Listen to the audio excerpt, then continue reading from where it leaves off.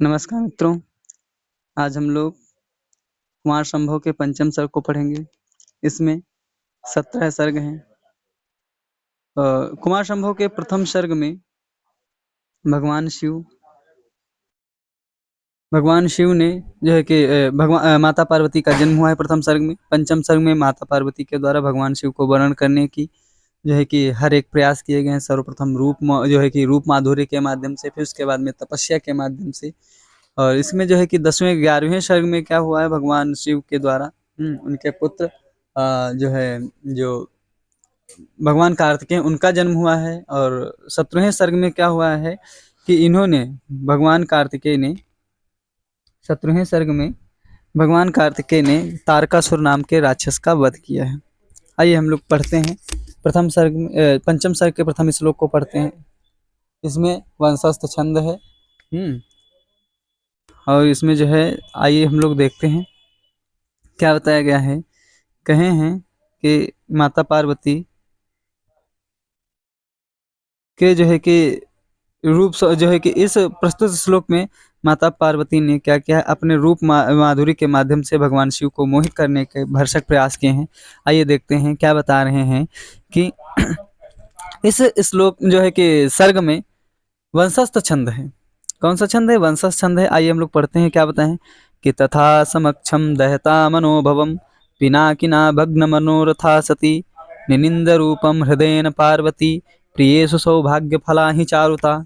हम लोग ज़्यादा इधर उधर की बातें ना करते हुए सीधे श्लोकों को पढ़ते हुए उनके अर्थों को समझते हुए आगे बढ़ेंगे।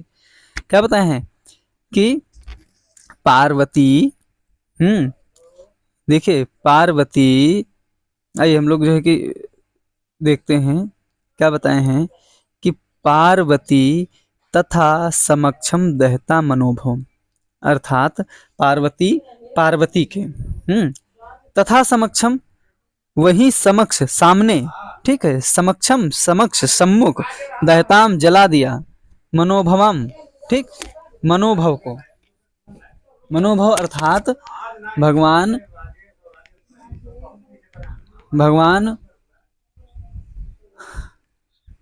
कामदेव को जला दिया। तथा समक्षम, तथा माता पार्वती समक्षम, अर्थात माता पार्वती के सम्मुख कामदेव को जला दिया। किसने? पिनाकिना, भगवान शिव ने। और जब भगवान शिव ने माता पार्वती के सम्मुख ही कामदेव को भस्म कर दिया, तो ऐसे समय में क्या हुआ, माता जी क्या हो गया, थोड़ा क्या हो गया उनमें, जो अपने रूप माधुर्य के प्रति जो गर्व था, अहंकार था, वो क्या हो गया, निष्फल हो गया।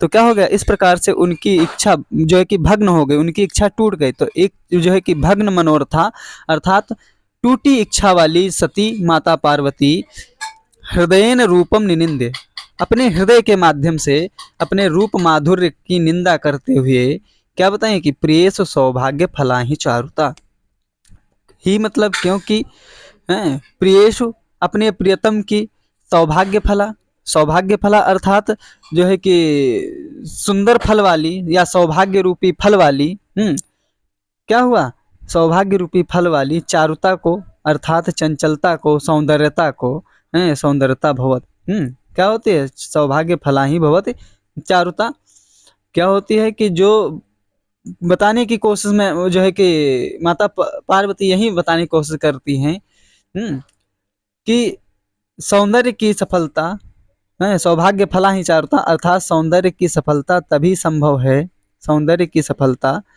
संभव है जब अपने प्रिय को उसे मुग्ध किया जा सके, ठीक है, जब मुग्ध किया जा सके, ही मतलब क्योंकि चारुता सौभाग्य फला प्रियेषु, सौंदर्यता सौभाग्य फल वाली प्रियतम को जो पसंद हो वही सुंदरता अच्छी होती है। जो हमारे प्रियतम भगवान शिव को पसंद नहीं है, वह सौंदर्यता क्या है, व्यर्थ है। तो उन्होंने क्या किया, इस प्रकार के जो है कि माधुर्य सौंदर्य के जो प्रयत्न थे, उन्होंने क्या किया, उन्हें त्याग दिया। आइए हम लोग जो है कि इसमें जो है कि वंशस्थ छंद है। प्रस्तुत श्लोक में कौन सा छंद है? तो वंशस्थ छंद है। वंशस्थ छंद है।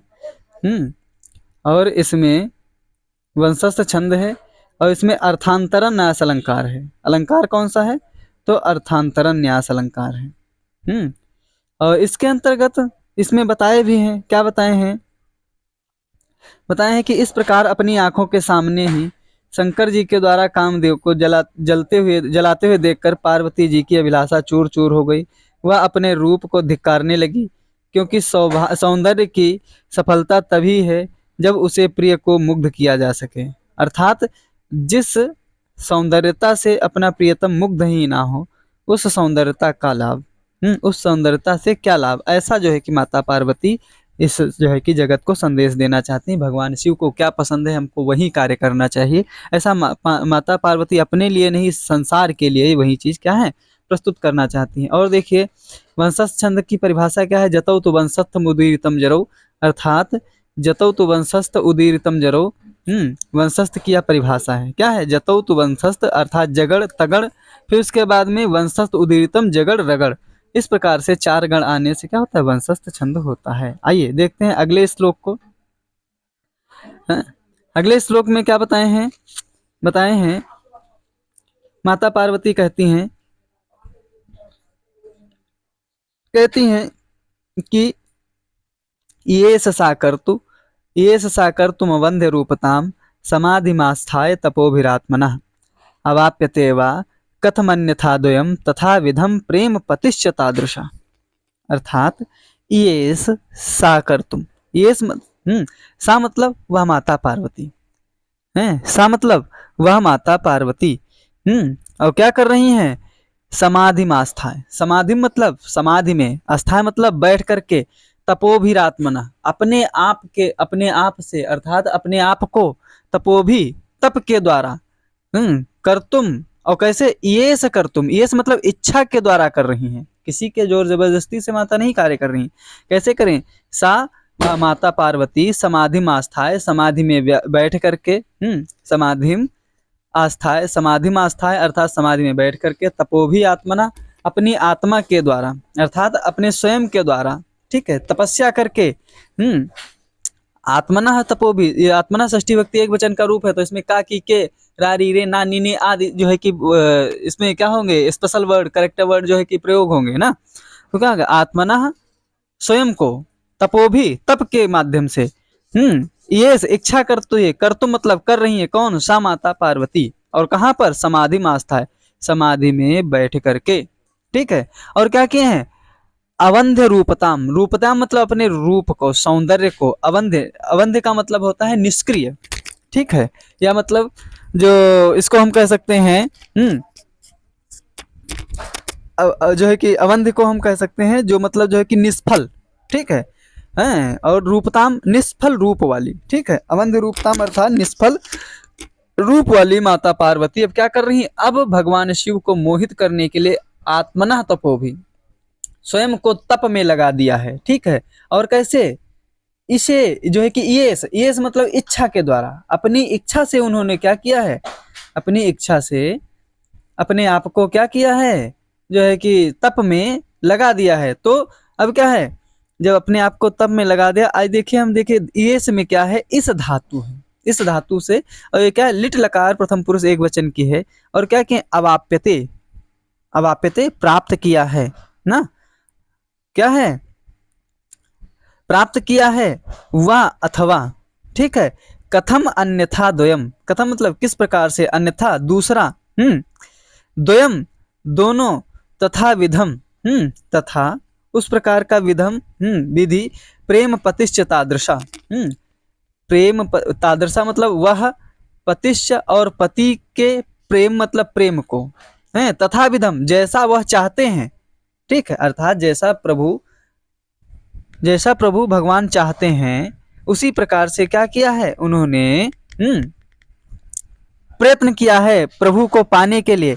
कथम अन्यथा द्वयम, ठीक है, कथम मतलब वह किस प्रकार से दो रह सकते हैं, अर्थात उन्होंने क्या किया? एक होने की कोशिश की है, इसके लिए उन्होंने क्या किया है? अवाप्यते प्राप्त किया है, ठीक है, प्राप्त करने की कोशिश की है।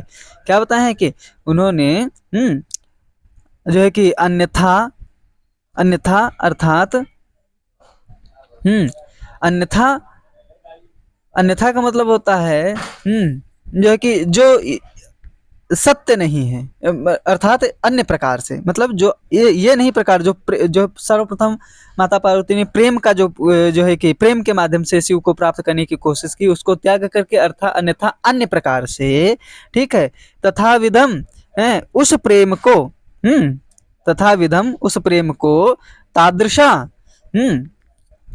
तादृशा तादृशा अर्थात उस प्रकार का अर्थात शिव के द्वारा, ठीक है, जो भगवान शिव है ना, उनके सदृशा, तादृशा मतलब उनके समान, शिव के समान, ठीक है, तद्वयम, तद्वयम वह दोनों ही, अथवा वह मतलब अथवा अवाप्य, कथम व अवाप्य, अर्थात किस प्रकार से अवाप्य प्राप्त किए जाते हैं, अर्थात उन्होंने प्राप्त किया, ठीक, क्या बताए हैं कि क्योंकि इन्होंने, आइए हम लोग इसमें देखते हैं क्या बताए हैं, अर्थ में क्या बताए हैं कि इन्होंने समाधि लगा करके अपनी तपस्या से अपने रूप को सफल बनाने का विचार किया, क्योंकि किसी अन्य उपाय के द्वारा पति का वैसा उत्कृष्ट प्रेम तथा शंकर जी जैसा मृत्युंजयी पति ये दोनों ही मिल भी कैसे सकते हैं, क्योंकि भगवान शिव क्या है, मृत्युंजय हैं, अर्थात उन्होंने मृत्यु पर विजय प्राप्त कर ली, इसलिए मृत्युंजय भगवान रूप माधुर्य के माध्यम से नहीं मिल सकते हैं। ऐसा सोच करके माता पार्वती ने क्या किया है, तो माता पार्वती ने रूप माधुर्य को त्याग करके और क्या किया है, उन्होंने तपस्या को के व्रत को धारण कर लिया है। आइए हम लोग जो है कि अगला श्लोक पढ़ते हैं। इसमें भी क्या है, वंशस्थ छंद है। कौन सा छंद है इसमें, प्रस्तुत श्लोक में कौन सा छंद है, तो वंशस्थ छंद है। और इसमें तपस्या में क्या है, तपस्या के विभिन्न प्रकारों का भी वर्णन हुआ है, तो जो है कि यथा अग्निम तपा, शीतकाल में शीतल जल में खड़े होकर के अग्नि में जो है कि गर्मी में क्या किया जाता है, गर्मी में जो है कि तपस्या की जाती है। और जो है कि इस प्रकार से अनेक प्रकार से बरसात में बारिश के जो है कि जल में खड़े होकर के तपस्या की जाती है। बहुत कठिन कठिन तपस्याएं माता ने किया है, ठीक है, तब जाकर के उन्हें भगवान शिव की प्राप्ति हुई है। तो अब जो है कि इसके अंतर्गत और तो कुछ विशेष नहीं रह गया है। आइए इसके अंतर्गत जो है कि थोड़ा अर्थ वगैरह देख लेते हैं। हाँ, इसमें जो है कि आत्मना में क्या है, षष्ठी भक्ति एक वचन का रूप है, तपोभी तृतीया भक्ति एक वचन का रूप है। और आस्थाएं, ठीक है, ये क्या है, ये अव्यय पद है। आस्थाएं क्या है, अव्यय पद है। ये मत समझ लेना कि चतुर्थी व्यक्ति रामाय की तरह आस्थाएं बनाए, आस्थाएं अव्यय पद है, ठीक है, आस्था धातु है इसमें, ठीक, ठहर करके फिर अवाप्यते प्राप्त किया है, ये लंग लकार का है, ठीक है, लंग लकार का है। और सा ये स्त्रीलिंग एक वचन का रूप है। तो इस प्रकार से, और प्रेम पतिश्च, ठीक, प्रेम पतिश, प्रेम जो है कि प्रेम पतिश्च मतलब और पति को, ठीक है, तादृशा पति जो है कि तादृशा उनके समान, ठीक है, तादृशा मतलब उस समान। तो इसमें अब विशेष ज्यादा कुछ नहीं है। आइए हम अगला श्लोक देखते हैं। क्या बताएं कि निशम्य चैनाम तपसे कृतोद्दमाम सुताम गिरीशा प्रतिसक्त मानसाम, ठीक, उवाच में नाम परिरभ्य वक्षसा निवारयंतिम महता मुनिव्रताम, ठीक है, क्या बताए हैं, माता पार्वती ने कहा है, जो है कि जो है कि क्या बताए हैं, प्रस्तुत श्लोक में माता की जो सखियां हैं, ठीक है, उनके माध्यम से माता की जो माता पार्वती हैं, उनकी माता मैना को पता चला है कि पार्वती ने ऐसा ऐसा व्रत ले लिया है, ठीक है, तो उनको समझाने के लिए, उनको बताने के लिए माता पार्वती की माता ने क्या किया, जब उनको पता चला है तो उन्होंने बहुत ही जैसे कि माताओं बहनों का एक कार्य होता है, वो बहुत ही हर एक जो है कि कष्ट कार्य के लिए जब जानती हैं तो बहुत ज़्यादा दुखी हो जाती हैं। तो उसके लिए आइए देखते हैं क्या बताए हैं। क्या बताए हैं कि मेना, ठीक है, मेना अर्थात मेना जो है कि भगवान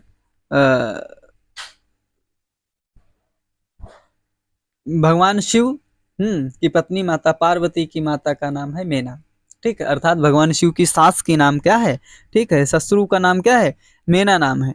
क्या बताएं कि मेना गिरीश प्रति आसक्त मनसा, ठीक है, गिरीश अर्थात हिमालय के, ठीक है, प्रति प्रति आसक्त मनसा, जो है कि आसक्त मनसा अर्थात मन के द्वारा आसक्त होते हुए क्या कहें, तपसे कृतोद्यमाम, ठीक है, तपसे अर्थात तपस्या में, ठीक है, कृतोद्यमाम, कृत मतलब करते हुए, उद्यम मतलब जो है कि अपने उद्योग को, ठीक, अपने उद्योग को अर्थात अपने व्यापार को, अपने व्यवहार को क्या करते हुए, तपस्या के प्रति आसक्त करती हुई, ठीक है, सुताम मतलब माता पार्वती को, चा मतलब और, निशम्य मतलब सुन करके, निशम्य में क्या है, लिप प्रत्यय, नी उपसर्ग पूर्वक सम धातु से लिप प्रत्यय है, ठीक है, सम श्रवणे, तो क्या है, निशम्य। एनाम वक्षसा, एनाम मतलब इनके द्वारा, वक्षसा हृदय से, परिरभ्य लगा करके, मिला करके, महता बहुत ही, ठीक है, मुनिव्रतात अर्थात इस तपस्वी व्रत को, मुनिव्रतात अर्थात तपस्वी व्रत से, निवारयंती हटाती हुई, ठीक है, सती उवाच, ठीक, सती उवाच है, सती निवारयंतीम उवाच अर्थात माता पार्वती को, माता पार्वती को उन्होंने क्या किया, इस सती व्रत से, इस सती व्रत से हटाने की कोशिश करते हुए माता जो है कि मैना बोली, क्या बोलती हैं, ठीक है, क्या बताई हैं, आइए हम लोग देखते हैं फिर से एक बार कि निशम्य अर्थात सुन करके, चा मतलब यह, और एनाम तप से, इस प्रकार से तपस्या करने के, ठीक है, कृत उद्यमाम करते हुए, उद्यम मतलब होता है व्यवहार या विचार, ठीक है, या व्यापार, सुताम माता पार्वती को, गिरीशम प्रति आसक्तम, गिरीश अर्थात भगवान शिव के प्रति आसक्त, भगवान शिव के प्रति आसक्त मनसाम, आसक्त मन वाली सुताम माता पार्वती को, हैं, वाच मतलब बोल करके, मैना, मैना माता जो है कि पार्वती की माता मैना, उन्होंने क्या किया है, पार्वती की माता मैना ने क्या किया है, परिरभ्य तुरंत ही, वक्षसा हृदय से, ठीक है, परिरभ्य मतलब लगा करके, वक्षसा हृदय से, निवार्य अंतिम महतो मुनिव्रताम अर्थात माता ने क्या किया है, उन जो है कि मुनिव्रताम, मुनि के व्रत को, अर्थात जो मुनि का जो व्रत माता पार्वती ने धारण किया है, उस महान व्रत से, हैं, महतो मुनिव्रताम, उस महान मुनिव्रत से निवारण की अर्थात उनको हटाने की कोशिश करती हुई माता जो है कि कोशिश कर रही हैं। तो आइए इस प्रकार से हम लोगों ने देखा, आइए इनके अर्थ को भी एक बार देख लेते हैं, क्या बताए हैं, क्या बताए हैं कि जब पार्वती की सखी के द्वारा मैना को यह बात मालूम हुई कि पार्वती की चित्त शिव जी में आसक्त हो गया और वह तपस्या करने के लिए कृत संकल्प है, तो वह अपनी पुत्री को गले लगाकर तपस्या से निवृत्त करने के लिए इस बार इस प्रकार से कहने लगी। क्या कहती है, आइए देखते हैं।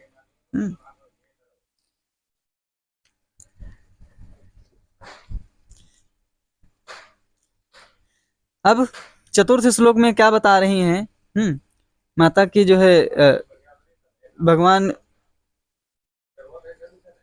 शिव की पत्नी की माता अर्थात भगवान शिव की सास माता, अर्थात या कह सकते हैं कि भगवान की हैं मैना माता क्या कह रही हैं, क्या कहती हैं कि मनीषिणः सन्ति, क्या बताइए कि मनीषिणः सन्ति गृहेषु देवास तपः क्ववत्से क्वच तावकं पुनः क्वच तावकं वपुः पदम सहेता भ्रमरस्य पेलवम गिरीश पुष्पम न पुनः पतत्रिणा, ठीक है, क्या बताए हैं कि मनीषितः सन्ति गृहेषु देवः तपा क्ववत्से क्वच तावकं वपुः पदम सहेत भ्रमरस्य पेलवम गिरीश पुष्पम न पुनः पतत्रिणा, अर्थात मनीषिणः सन्ति गृहेषु देवा। आइए इसके अंतर्गत हम देखते हैं, क्या बताए हैं कि वत्से, ठीक है, वत्से अर्थात हे पुत्री, ठीक है, मनीषिणः देवता, ठीक है, मनीषिणः देवता तपः, मनीषिणा मतलब विद्वान लोग, देवता मतलब देवता लोग, गृहेषु सन्ति घर में है, अर्थात जो हमारे घर के अंदर एक से एक विद्वान है, हमारे राज दरबार में क्या है, एक से एक विद्वान है, एक से एक देवता हमारे गृह में विद्यमान है, क्या, तो क्या जरूरत है, चा मतलब और, तावकम वपु आपको, वपु मतलब इस कोमल जो है कि इस शरीर को, क्या किए हैं और कैसे जो है कि शरीर को, पेलवम अर्थात पेलवम मतलब होता कोमल, पेलवम मतलब इस कोमल शरीर को, और क्या बताएं कि पदम सहेतम भ्रमरस्य, अर्थात शिरीष पुष्पम, ठीक, शिरीष पुष्पम, क्योंकि बताए हैं कि शिरीष पुष्पम अर्थात शिरीष के पुष्प को, शिरीष के पुष्प के जो है कि शिरीष का जो पुष्प होता है वह पदम सहेतम भ्रमरस्य, ठीक है, वह सिर्फ भंवरे के पदों को ही सहन कर सकता है, भ्रमर के पद को ही, बंद कर, भ्रमर के पद को ही वह सहन कर सकता है, ना पुनः पतत्रिणः, ना, ना पुनः मतलब फिर, पतत्रिणः अर्थात पक्षियों के पैरों को। क्यों बताई हैं कि देखिए कि जो हमारे घर में सर्वप्रथम क्या है, बहुत सारे विद्वान हैं, आप चाहो उनसे शादी कर लो, या हमारे घर के अंदर बहुत सारे देवता हैं उनसे शादी कर लो। कहा तपा वत्से, हे वत्से तप की क्या आवश्यकता है, क्वच तावकम वपु, और यह आपका शरीर जो है यह भी तप के योग्य नहीं है, क्योंकि आप क्या हैं, किस प्रकार से हैं, पेलवम शिरीष पुष्पम यु, अर्थात आप कैसी हैं, आप बिल्कुल बहुत ही कोमल शिरीष के पुष्प के समान हैं, जो क्या है, आप पदम सहेत भ्रमरस्य, किस प्रकार से बताए हैं कि जिस प्रकार से शिरीष का पुष्प सिर्फ भंवरों के चरणों को ही जो है कि चरणों का ही क्या कर सकता है, वजन धारण कर सकता है, ना कि पक्षियों के, बड़े बड़े पक्षियों के चरणों का क्या कर सकता है, वजन धारण कर सकता है। अर्थात जो बड़े बड़े पक्षी क्या होते हैं, जो पक्षी उन पर बैठ जाएं शिरीष के पुष्प को तो क्या हो जाते हैं, टूट जाते हैं, मुरझा जाते हैं, ठीक है, कुचल जाते हैं। लेकिन जब भंवरे उन पर बस बैठते हैं तो उनको पुष्पों को कुछ नहीं होता, क्योंकि भंवरे बहुत छोटे होते हैं ना। तो इसी तरीके से माता समझाने की कोशिश, माता मैना जो है कि माता पार्वती को समझाने की कोशिश करती हैं, लेकिन पार्वती को कुछ और ही पसंद है, उन्हें बस शिव ही क्या बताते हैं। आइए देखते हैं इनके अर्थ को एक बार फिर से देखते हैं। क्या बताएं कि हे वत्से, अभिलाषा पूर्ण करने वाले देवता तो तुम्हारे घर में ही विद्यमान है, तुम उन्हीं की आराधना करो। कहाँ कठोर तपस्या और कहाँ तुम्हारा इतना कोमल शरीर, जो है कि शिरीष का कोमल फूल भी भवनों के जो है कि सुकुमार चरण के भार को सहन नहीं कर सकता, किंतु पक्षियों के चरण भार को ही जो है कि शिरीष का कोमल फूल भवरों के सुकुमार चरण को ही धार जो है कि सहन कर सकता है, किंतु पक्षियों के चरण भार को नहीं सहन कर सकता है। आइए इसमें दृष्टांत अलंकार है, इसमें क्या है, इसमें दृष्टांत अलंकार है, और इसमें जो है कि जो नीचे वाला जो है कि पंक्ति जो है कहाँ गई, हाँ, ये जो नीचे वाली पंक्ति है ये आपकी जो क्या है, ये आपकी जो है सूक्ति के अंतर्गत आती है। आप इसको जो है कि अंडरग्राउंड जो है कि अंडरलाइन कर लीजिए। ये आपकी क्या है, सूक्ति है कि पदम सहे तब भ्रमरस्य पेलवम शिरीष पुष्पम न पुनः पतत्रिणा, ठीक है। जो भंवरे होते हैं, जो शिरीष को पेलवम शिरीष पुष्पम अर्थात कोमल शिरीष के पुष्प, पदम सहेत भ्रमरस्य, वो सिर्फ भंवरों के ही पद को ही सहन कर सकते हैं, ना कि ना पुनः पतत्रिणा, ना कि पक्षियों के पैर को। तो इस तरीके से इसमें क्या है, सूक्ति है। आइए इसको जो है कि आप लोग याद करें। फिर उसके बाद में अगला हम लोग देखते हैं, अगला श्लोक क्या है, आइए देखते हैं। इति दुरेक्षाम अनुशासति सुताम ससाकमेना न नियंतुमुद्यताम का ईप्सितार्थ स्थिर निश्चयम मनः पयश्च निम्नाभिमुखा प्रतिपयेत, ठीक है। इति ध्रुवेक्षाम अनुशासति सुताम ससाकमेना न नियंतुमुद्यताम का ईप्सितार्थ स्थिर निश्चयम मनः पयश्च निम्नाभिमुखम प्रतिपयेत, इस प्रकार से बताई हैं। क्या बताए हैं, इति अनुशासति मेना, इति इस प्रकार से, अनुशासति मेना, ठीक है। अनुशासति अर्थात अनुशासन करती हुई, अर्थात आज्ञा करती हुई, मेना माता के जो है कि माता पार्वती की माता मैना इस प्रकार से क्या करती हैं, आज्ञा कर रही हैं। क्या आज्ञा कर रही हैं, कर रही हैं माता पार्वती की जो है कि माता कौन, मैना सुताम अपनी पुत्री को क्या कर रही हैं, अनुशासतिम अनुशासन करती हुई, आज्ञा करती हुई, इति मतलब इस प्रकार से ध्रुवेक्षाम, ठीक है। ध्रुवेक्षाम अर्थात जो है कि जिनकी मतलब जो है कि ध्रुव इच्छा अर्थात सुदृढ़ इच्छा शक्ति वाली ना, या कह सकते हैं कि मजबूत इच्छा शक्ति वाली, ठीक है। माता पार्वती को ध्रुव इच्छाम कहाँ का रूप है, तो द्वितीय व्यक्ति एक वचन का रूप है ना, तो द्वितीय विभक्ति एकवचन में रूप क्या बनता है? को। प्रथमाने द्वितीया को। तो इच्छा दृढ़ इच्छाम अर्थात सुदृढ़ इच्छा वाली जो है कि माता पार्वती को। ठीक। और क्या बताई हैं कि सुताम माता पार्वती को उद्यमात, ठीक है, उद्यमात नियंतुम, ऐसे उद्यमात मतलब ऐसे उद्यम अर्थात ऐसे व्यापार से, नियंतुम मतलब नियंत्रित करती हुई माता में जो है कि मेना, ठीक है, मेना। और क्या बताए हैं कि ना ससाक, ना नहीं, ससाक मतलब सशंकित हुई, अर्थात या जो है कि समर्थ नहीं हुई। ठीक है, कह सकते हैं ससाक मतलब नहीं समर्थ हुई, अर्थात माता पार्वती को इस प्रकार से समझाती हुई मैना क्या हुई? समर्थ ना हो सके, अर्थात उनकी समर्थता कार्य नहीं कर सकी।